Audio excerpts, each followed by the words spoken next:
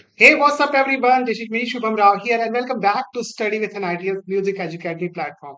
और जैसा कि आप सभी को पता है कि हम लोग एक डिटेल वीडियो सीरीज बना रहे हैं जिसमें मैं आपको पढ़ा रहा हूँ आईसीएसई बोर्ड क्लास 10। उसमें आपका बायो सब्जेक्ट फिलहाल चल रहा है और जैसे जैसे टाइम आएगा हम लोग और भी सब्जेक्ट यहाँ पे पढ़ेंगे। ठीक है। फिलहाल लास्ट वीडियोस में जो है मैंने आपको पहला जो चैप्टर है जिसका नाम है स्ट्रक्चर ऑफ क्रोमोसोम वो पढ़ाना चालू किया था। उसमें भी जो है वो मैंने आपको बेसिक चीजें बता दी थी कि क्या होता है chromosome, chromatin, fibre and all. ठीक है। इस वीडियो में जो है हम लोग उसका आगे का कंटिन्यूएशन देखने वाले हैं। तो अभी तक अगर आपने नहीं देखा मेरा वीडियो तो जाके आप प्लेलिस्ट में जाके एक्सप्लोर कर सकते हैं। आईसीएससी बोर्ड की वहां पे एक प्लेलिस्ट है क्लास 10 की, उसको एक्सप्लोर कीजिए और उसके बाद जो है उस वीडियो को कंप्लीट करने के बाद यहाँ पे आइएगा। ठीक है। क्योंकि इसमें कंटिन्यूएशन है, थोड़ा समझ में नहीं आएगा, ये सब प्रॉब्लम हो सकती है। अच्छा हाँ, मैंने एक और चीज आपको बताई थी कि हर दिन जो है वो आपका इंस्टाग्राम पे जो है वो रील्स के माध्यम से आपको छोटी छोटी वीडियोस मिलती रहती है जिसमें कुछ बेसिक कॉन्सेप्ट, कुछ क्वेश्चन और आईसीएसई बोर्ड की जो लेटेस्ट अपडेट है मैं वहां पे डालता रहता हूँ, तो आप उसको भी जरूर देखिएगा। ठीक है। तो वीडियो में आगे बढ़े उससे पहले आप ये देखिए छोटा सा इंट्रो और मैं मिलता हूँ सीधा आपको क्रोमेटिन फाइबर के साथ।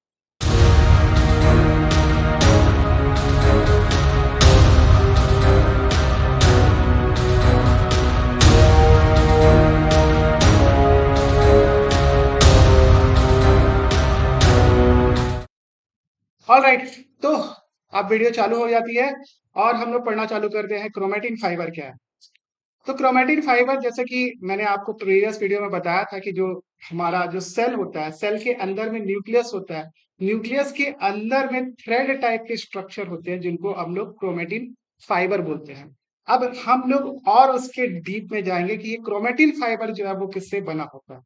तो देखो, क्रोमेटिन जो फाइबर होता है वो बेसिकली आपके डीएनए, डीएनए का मतलब क्या होता है, डीऑक्सी राइबो न्यूक्लिक एसिड, जो कि 40% जो क्रोमेटिन फाइबर का स्ट्रक्चर होता है वो आपके डीएनए से बना होता है।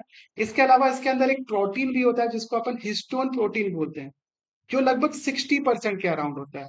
तो ओवरऑल जो डीएनए है वो आपका किससे बना, सॉरी डीएनए बोलता हूँ, क्रोमेटिन फाइबर जो है वो आपका डीएनए और हिस्टोन प्रोटीन से मिलकर बना है। तो चलिए मैं आपको एक पेज इंसर्ट करके दिखा देता हूँ कि इसका स्ट्रक्चर एग्जैक्टली दिखता कैसे है, फिर हम लोग जो है वो बुक की जो थ्योरी है वो देखेंगे। ठीक है, मैं यहाँ पे एक पेज इंसर्ट कर रहा।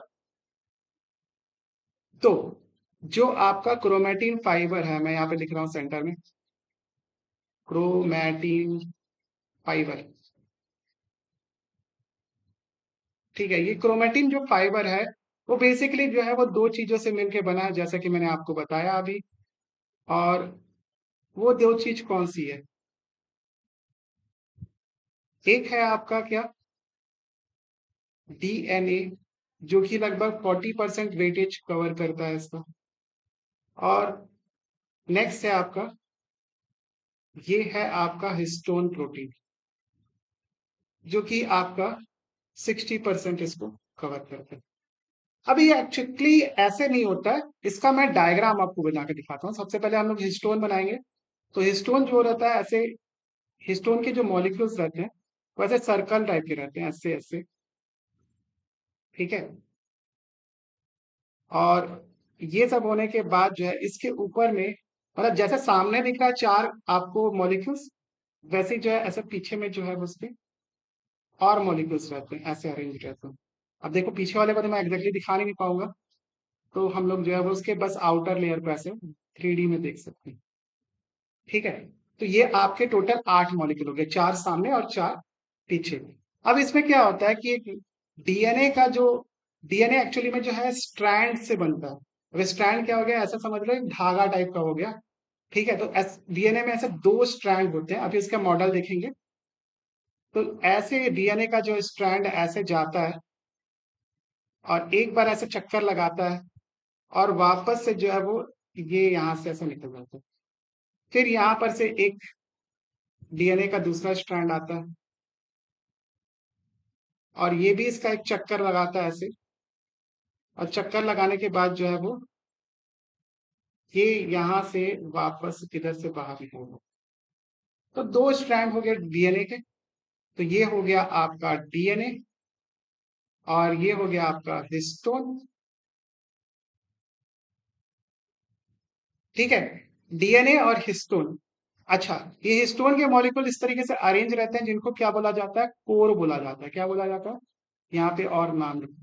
अच्छा, ये जो सब बता रहा हूँ वो सब जो है आपको लेबल वेबल करने आ सकता है, फिर इनके बारे में अंदर की चीजें पूछ सकता है। तो आप एग्जाम में जो है इन सब चीजों के लिए तैयार रहें। ठीक है। अच्छा, ये जो एक पूरा स्ट्रक्चर बना इसको हम लोग बोलते हैं न्यूक्लियोसोम। सब याद रखना जो मैं बता रहा हूँ। ये पूरा जो स्ट्रक्चर है इसको अपन क्या बोलते हैं, न्यूक्लियोसोम। ठीक है। न्यूक्लियोसोम जो है वो इस तरीके का स्ट्रक्चर रहता है। और ऐसे हमारे क्या बोलते हैं, बहुत सारे न्यूक्लियोसोम आपस में अरेंज होके और जुड़ के, मतलब एक बार ऐसे एक न्यूक्लियोसोम बना, फिर ऐसे और एक न्यूक्लियोसोम होगा, फिर ऐसे न्यूक्लियोसोम जुड़ेंगे आपस में। बहुत सारे ऐसे न्यूक्लियोसोम आपस में मिलते हैं, तो वो मिलके बनाते हैं क्या, क्रोमेटिन फाइबर। मतलब ये जो एक न्यूक्लियोसोम है, ऐसे मिलियंस ऑफ न्यूक्लियोसोम रहते हैं। मिलियंस ऑफ, मैं एन से लिख रहा हूँ, न्यूक्लियोसोम को एन से लिख दे रहा। ये मिलके क्या बनाते हैं, क्रोमेटिन फाइबर। Chromatin fibre. ठीक है। मतलब जो क्रोमेटिन फाइबर है वो डीएनए और हिस्टोन प्रोटीन से मिलकर बना होता है। और ये मिलियंस ऑफ न्यूक्लियोसोम्स आपस में मिलकर क्या बनाते हैं, क्रोमेटिन फाइबर बनाते हैं। और हमको पता है कि सेल डिवीजन के समय जो है एक क्रोमेटिन फाइबर जो है वो आपका क्या बना लेता है, क्रोमोसोम बना लेता है। ठीक है। तो ये एक पूरा चेन टाइप का चीज है वो। ठीक है। अब अपन थोड़ा सा और इसका पोस्टमार्टम करेंगे, क्योंकि अभी अपने क्या देखा, क्रोमेटिन फाइबर किससे मिलके बना होता है। अब अपन बात करते हैं डीएनए जो है वो किससे मिलके बना होता है। ठीक है। लेकिन इसके पहले जो है हम लोग थोड़ा सा बैक आएंगे, देखेंगे कोई थ्योरी वगैरह छूट तो नहीं गई है। इसको आप फटाफट से नोट कर लो। ठीक है, मैं अपनी फोटो, यहाँ पे फोटो आ रही है क्या, हाँ आ रही होगी। इसको मैं थोड़ा सा हाइड करता हूँ। तो जैसे कि दिखा हुआ है कि the DNA strand winds around the core of stone molecules, ये जो मैंने बताया। The core can be imagine like a football और रोप विथ टू लूप्स। अच्छा, वही बता रहा है जो कि डीएनए का स्ट्रैंड आया था। Each such complex is kite called nucleosome. इसको न्यूक्लियोसोम बोलते हैं। A single human chromosome have millions of nucleosomes, जो मैंने बताया था आपको।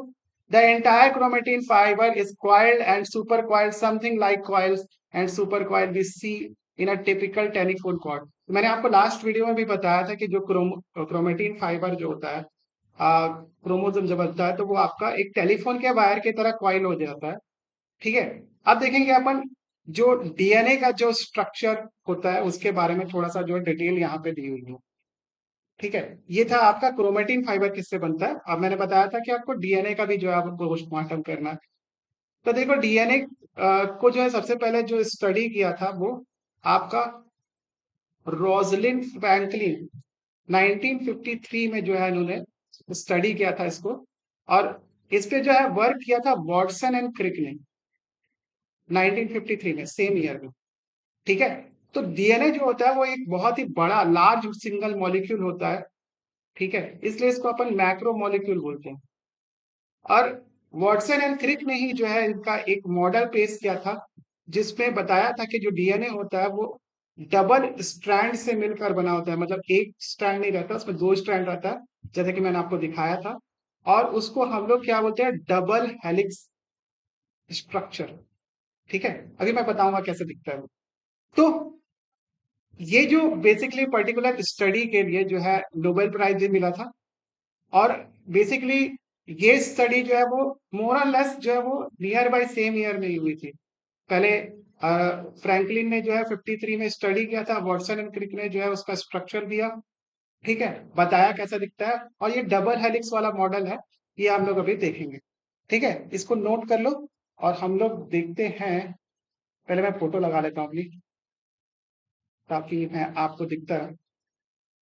ओके, तो मेरी फोटो आ गई। तो चलिए हम लोग नेक्स्ट पेज की तरफ चलते हैं। यहाँ पे क्या दिया हुआ है, अच्छा ये तो नेक्स्ट पेज में तो मैंने बताया था आपको। Okay, structure of DNA.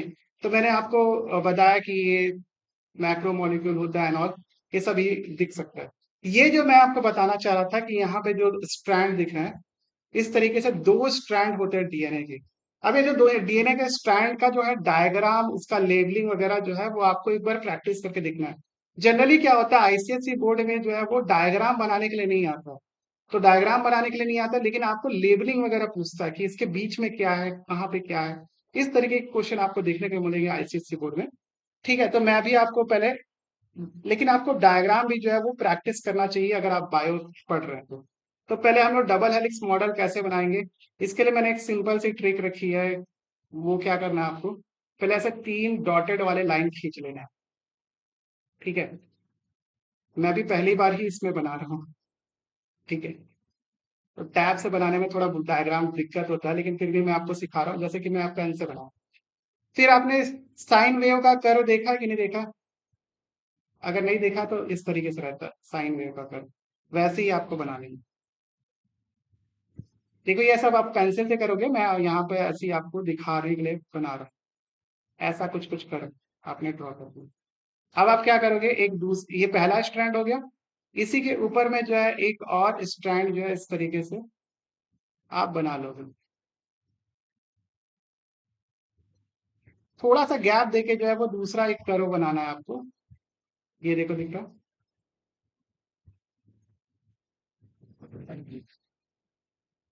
ये आप इसको इस तरीके से बना लो। अब ये जब बन गया तो फिर आपको क्या करना है, ये जो रेड कलर से मैंने मार्क किया हुआ है इसको आपको डिलीट कर देना। डिलीट मतलब मिटा देना। तो ये इस तरीके से ही दिखने लगेगा आपको, जो ये दिख रहा है, ये आपका दिख रहा है ना डबल स्ट्रैंड स्ट्रक्चर, वो इसी तरीके से। फिर आपको एक दूसरा स्ट्रैंड इस तरीके से बना लेना। ये मैंने एक स्ट्रैंड बनाया, ठीक है, इसी को अपन हेलिक्स बोलते हैं। ये आपका क्या है, हेलिक्स। ठीक है, अब देखो आपको एक दूसरा स्ट्रैंड भी बना लेना है, और उसको फिर जो है उसमें जो मेन चीज है, हेलिक्स का स्ट्रक्चर इसी तरीके से आपको बनाना, ताकि आपको इजी हो। अब देखो आपको क्या करना है, इसी तरीके से एक आप दूसरा भी स्ट्रैंड आप बना लेना इसके ऊपर, जैसे मैंने पहला स्ट्रैंड बनाया वैसे। और क्या करना है, देखो यहाँ पे आपका कुछ GCTA ATCG दिख रहा होगा, ये क्या है, इसको अपन देखने के लिए जो है वो इसी पेज में चलता है। तो बेसिकली क्या आता है कि डीएनए में जो है, अब मैं यहाँ पे लिख ही देता हूँ डीएनए के बारे में कुछ चीज। तो डीएनए जो होता है वो कई सारे रिपीटिंग जो है वो आपके स्ट्रैंड से मिलके बना हो। ठीक है, जो स्ट्रैंड होता है बेसिकली वो बहुत सारे रिपीटेड स्ट्रक्चर से मिलके बना होता है, जिनको अपन क्या बोलते हैं, न्यूक्लियोटाइड्स बोलते हैं। अब देखो कंफ्यूज मत होना, क्योंकि इससे पहले जो हमने जो पढ़ा है वो हमने क्रोमेटिन फाइबर के बारे में पढ़ा था। क्रोमेटिन फाइबर किससे मिलके बना होता है, आपका न्यूक्लियोसोम से मिलके बना होता है। देखो यहाँ पे बहुत सारे कंफ्यूजिंग टर्मिनोलॉजी मिल जाएंगे, तो आप इसको ध्यान रखिएगा। डीएनए किससे मिलके बना होता है, न्यूक्लियोटाइड से मिलके बना होता है। और आपका क्रोमेटिन फाइबर किससे बना होता है, आपका न्यूक्लियोसोम से मिलके बना होता है। तो आप इसको ध्यान में रखिएगा। इसके बाद क्या होता है कि ये जो न्यूक्लियोटाइड्स होता है, ये बेसिकली आपका, इसमें मेजरली जो है वो आपके तीन डिवीजन होते हैं। तीन डिवीजन का मतलब, अच्छा, जो न्यूक्लियर टाइड्स रहता है वो मेजरली जो है वो आपका तीन चीजों से मिलकर बना होता है। एक होता है शुगर, शुगर में भी आपका पेंटोस शुगर से मिलकर बना होता है। ठीक है, अभी बताऊंगे पेंटोस शुगर क्या होता है। पेंटोस शुगर फिलहाल आप इतना जान लो, इसमें 5 कार्बन होते हैं। इसके बाद जो है पेंटोस शुगर के बाद जो है वो आपका नाइट्रोजनस बेस होता है इसमें, नाइट्रोजनस बेस। और एट लास्ट जो है इसमें क्या होता है, यहाँ पे फॉस्फेट होता है, फॉस्फेट। ठीक है, तो तीन चीजें होती है न्यूक्लियोटाइड में, शुगर, पेंटोस शुगर, जिस पेंटोस शुगर मतलब जिसमें 5 कार्बन होते हैं, नाइट्रोजनस बेस होता है और फॉस्फेट होता है। मेरी फोटो बीच में आ रही है, इसको हटा देता हूँ मैं थोड़ा सा, और यहाँ पे क्योंकि मुझे कुछ लिखना है। अब देखो, जो नाइट्रोजनस बेस रहता है वो 4 तरीके के नाइट्रोजनस बेस होते हैं इसमें। एक मैं और यहाँ पे सेक्शन बना लेता हूँ। ठीक है, अब देखो, सबसे पहले जो है वो पहला नाइट्रोजनस बेस को बोलता है एडिनाइन। ठीक है, इसको ए से बनाते हैं डिनोट। नेक्स्ट है आपका ग्वानाइन। ठीक है, इसको मैं जी से डिनोट कर देता हूँ। फिर है आपका साइटोसाइन। साइटोसाइन, इसको जो है मैं सी से रिप्रेजेंट कर देता हूँ। और नेक्स्ट है आपका, ये है थायामाइन। ठीक है, इसको टी से जो है वो रिप्रेजेंट करते हैं। ठीक है, इस वाले को जो है वो आप स्क्रीनशॉट ले लो, क्योंकि मैं अभी फोटो लगाने वाला हूँ। ठीक है, ये चार तरीके के जो है नाइट्रोजनस बेस रहते हैं आपके न्यूक्लियोटाइड्स में।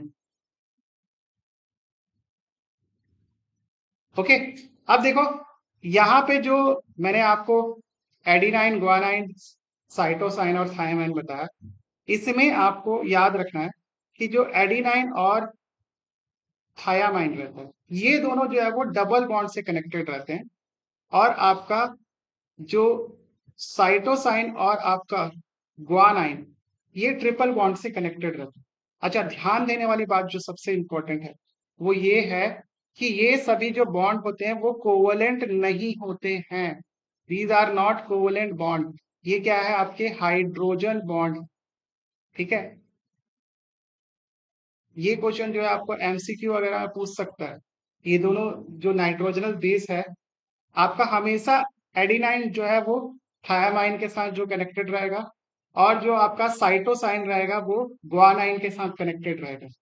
ठीक है, और ये हाइड्रोजन बॉन्ड से कनेक्टेड होते हैं, ना कि आपके कोवलेंट बॉन्ड से। इसको आप ध्यान रखना। इसको फटाक से आप नोट कर लो इधर तक का। अब मेरे ख्याल से नोट कर ही दिए होगे, तो हम लोग नेक्स्ट पेज की ओर बढ़ते हैं। ठीक है, तो यहाँ पे जैसे कि मैंने आपको बताया था, मैं आपको मार्क करके दिखा देता हूँ। डीएनए जो होता है वो आपका रिपीटिंग न्यूक्लियोटाइड्स से मिलके बना होता है। ठीक है, जिसके तीन कंपोनेंट रहते हैं, आपका फॉस्फेट, पेंटोज शुगर, और आपका नाइट्रोजनस बेस होता है उसमें। ठीक है, और नाइट्रोजनस बेस का यहाँ पे नाम लिखा हुआ है। अच्छा, ये जो होते हैं, ये दूसरा स्ट्रक्चर है, ये केमिकल स्ट्रक्चर है। हेलिक्स वाला स्ट्रक्चर मैं आपको दिखा देता हूँ। तो हेलिक्स वाले स्ट्रक्चर में आप देखोगे तो यहाँ पे देखो, यहाँ पे जी और सी अटैच्ड है। एक का जो ग्वानाइन है, दूसरे के आपके साइटोसाइन से मिला हुआ है। जो मैंने दिखाया था आपको, सी जो होता है वो ट्रिपल बॉन्ड बनाता है जी के साथ हमेशा। इसको छत्तीसगढ़ करके याद रख लेना, हमारा छत्तीसगढ़। ठीक है, उसी तरीके से ए जो है वो टी के साथ जुड़ा हुआ है, देख सकते हो। एक स्ट्रैंड में ए है और एक में टी है, ये डबल बॉन्ड से जुड़ा हुआ है। दूसरे का ए है जो वो पहले का टी से जुड़ा हुआ है डबल बॉन्ड से। वैसे ही इधर देखो, जी और सी आपस में जुड़े हुए हैं। तो इस तरीके से जो है हर डीएनए के स्ट्रैंड में आपके ये नाइट्रोजनस बेस होते हैं। और देख रहे हो कि, चलो मैं इसको यहाँ पे बताऊंगा। ये जो यहाँ पे लिखा हुआ था, रंग्स ऑफ अ लैडर, इसको मैं अभी यहाँ पे बताऊंगा। ठीक है, पहले आप इतनी चीजों को जो है वो देख लियो। अब जो नीचे वाला जो स्ट्रक्चर है, ये बेसिकली इसका केमिकल स्ट्रक्चर है। अब ये केमिकल स्ट्रक्चर कैसे बनता है, अभी पूरा दिख नहीं रहा होगा मेरे ख्याल से। मैं इसको अपनी फोटो को हाइड करता हूँ, उसके बाद ये दिख जाएगा। आप पहले इसका स्क्रीनशॉट ले लो, और उसके बाद मैं जो है दूसरे पेज में जो है ये डायग्राम आपको बना के दिखाता हूँ, क्योंकि आपको डायग्राम पूछेगा एग्जाम में, तो फिर कैसे करोगे। ओके, तो चलो यहाँ पे मैं एक पेज में जो है वो आपको डायग्राम जो है एक्सप्लेन करूंगा। तो डायग्राम जो है किस तरीके से रहता है, चलो मैं इसको ऐसे बना देता हूँ। ये आपका जो है वो 5 कार्बन वाला जो है वो शुगर स्ट्रक्चर होता है। अभी आपने ऑर्गेनिक केमिस्ट्री तो मैंने पढ़ाया नहीं है, तो याद रखना कि एजेस पे जो है वो कार्बन होते हैं। ये कितने कार्बन हो गए आपके पास, 5 कार्बन हो गए। और यहाँ पे जो है वो आपका एक बॉन्ड रहता है, बॉन्ड नहीं कह सकते, ये कनेक्टेड रहता है किससे, ये होता है फॉस्फेट। ये जो था वो पेंटोस शुगर था, शुगर। और यहाँ पे क्या होता है कि एक जो है वो डब्बा टाइप का इससे निकाल लो, ये है आपका नाइट्रोजनस बेस। तो ये एक न्यूक्लियोटाइड हो गया, एक न्यूक्लियोटाइड हो गया। ऐसे बहुत सारे न्यूक्लियोटाइड जो है वो आपस में कंबाइन रहेंगे। ठीक है, तो ये न्यूक्लियोटाइड का स्ट्रक्चर है, मैं यहाँ पर इसको मेंशन कर देता हूँ। ये न्यूक्लियोटाइड है, न्यूक्लियोटाइड। ठीक है, ऐसे बहुत सारे जो है न्यूक्लियोटाइड आपस में जुड़े रहेंगे, उसको मैं नेक्स्ट पेज में बना देता हूँ आप लोगों के लिए। ठीक है, तो इसका स्ट्रक्चर कुछ कुछ जो है वो थोड़ा कॉम्प्लिकेटेड होता है, इसको ध्यान से देखना। यहाँ पे आपको क्या करना है, एक ऐसे गोला बनाना है। देखो जो मैं बता रहा हूँ उसमें आपको देखने में थोड़ा सा जो है वो अजीब लगेगा, बट ये डायग्राम जो है वो आपको बनाने नहीं आएगा तो एटलीस्ट लेबल करने आ सकता है आपको एग्जाम में। तो आपको इसको समझना है अच्छे से। ठीक है, आप ये देखते रहना बस। ये आपका दूसरा शुगर हो गया, और यहाँ पे जो है वो आपका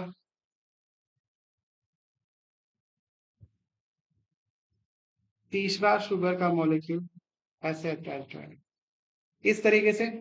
और ये यहाँ पे आप एक और शुगर का मॉलिक्यूल,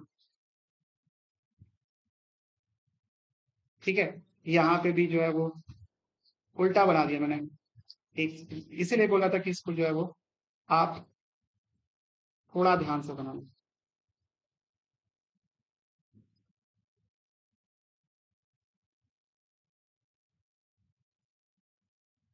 ठीक है, इसको उल्टा करके बनाओ पहले। ये जो पेंटोज शुगर है, अब देखो मेरे को ये टैब में बना रहा हूँ तो एटलीस्ट क्या है, आइडिया नहीं हो पा रहा किस तरीके से इसको सीधा बनाओ। आप जो है कॉपी में बनाओगे तो इसको अच्छे से बनाओ। ठीक है, अब देखो इसमें क्या करना है आपको, यहाँ से जो है वो आपको एक बॉल टाइप का निकाल लेना है, और इसको कनेक्ट कर देना है इसके ऊपर वाले पार्ट से। वैसे इससे आप क्या करोगे, बॉल टाइप का यहाँ पे निकाल लोगे, और इसको कनेक्ट कर दोगे आप यहाँ पे। ठीक है, अब आपको क्या करना है, यहाँ पे बीच में एक डब्बा लगाओ जो कि है नाइट्रोजनस बेस।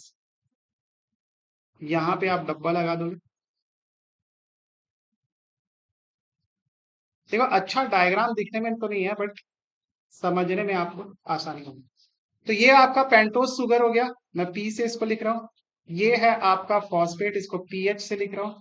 और ये है आपका नाइट्रोजनस बेस, इसको एनबी से लिख रहा हूँ। ठीक है, अब देखो ऐसे कई सारे जो है वो आपके न्यूक्लियोटाइड्स जो है वो अटैच रहेंगे। ठीक है, तो मान लेते हैं कि यहाँ पे जो है आपका ए वाला एडी एडिनाइन जो है वो आपका कनेक्टेड है, तो ये किससे कनेक्टेड रहेगा, यहाँ पर टी से कनेक्टेड रहेगा, कि मैंने बताया था कि ए हमेशा टी से कनेक्टेड रहता है। वैसे ही अगर मान लेते हैं कि इधर में सी है, तो आपका यहाँ पे ट्रिपल बॉन्ड रहेगा, किसके साथ कनेक्टेड रहेगा, जी के साथ कनेक्टेड रहेगा, छत्तीसगढ़ करके याद रख लेना। सी जो है वो आपका साइटोसाइन होता है, और आपका इधर ये गुआनाइन होता है। ठीक है, नेक्स्ट जो है वो आपका यहाँ पे मान लेते हैं इस साइड टी कनेक्टेड है, तो यहाँ पे हो सकता है ए कनेक्टेड हो। ठीक है, क्योंकि ए टी से भी जुड़ा रहता है, टी ए से भी जुड़ा रहता है। ठीक है, तो ये बीच में देख रहा हो कि आपका नाइट्रोजनल बेस है। ऐसे आप जितने भी डब्बे हो सकते हैं बनाते रहना। ध्यान रखना कि ये जो आपका पेंटोज शुगर का जो यहाँ पे स्ट्रक्चर है, उसको यहाँ उल्टा करके बनाना, तभी आपसे ये डायग्राम सही पे बनेगा। ठीक है, आप देख सकते हो यहाँ पे डायग्राम में, यहाँ पे जो आपका मेरी फोटो बीच में आ रही है, लेट मी चेक। इसको मैं थोड़ा सा हाइड करता हूँ। देखो यहाँ पे भी देखो, ऊपर में जो है डायग्राम सीधा बना हुआ है, इधर वाला जो है वो उल्टा करके बनाया हुआ है। तो इसको आप जरूर करना, तभी आपको जो है वो नंबर मिलेगा। मैं अपनी फोटो लगा लेता हूँ।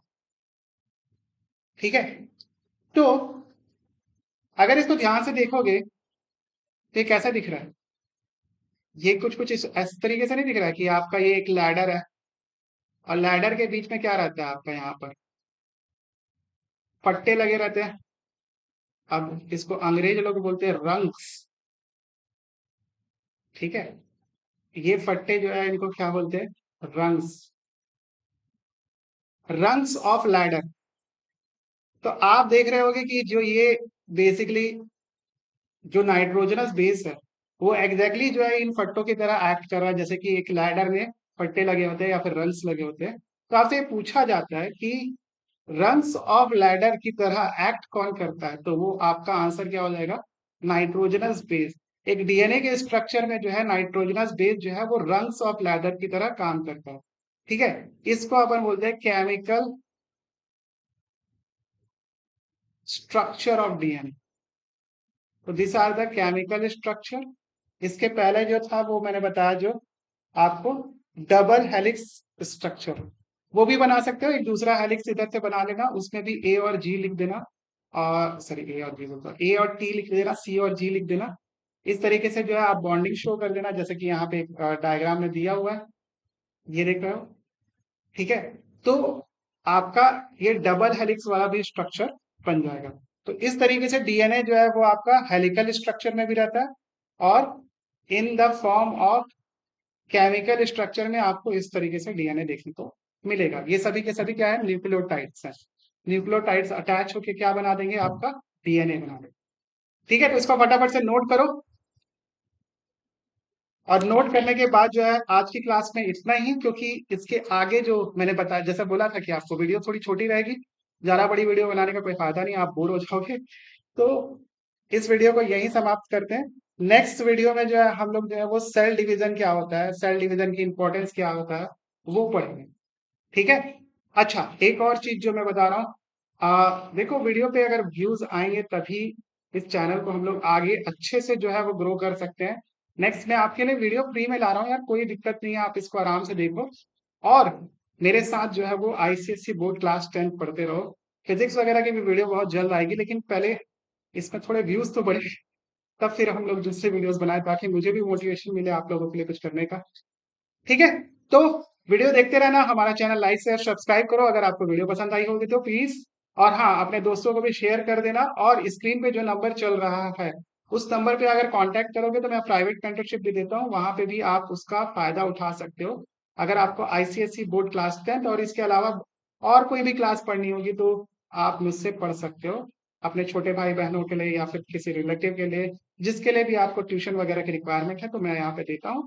तो प्लीज आप मुझसे कांटेक्ट कीजिएगा। मिलते हैं हम लोग नेक्स्ट वीडियो में। तब तक के लिए thank you so much for watching this video. Have a nice day. और जाते जाते ये छोटा सा आउटरो देखते हुए जाओ।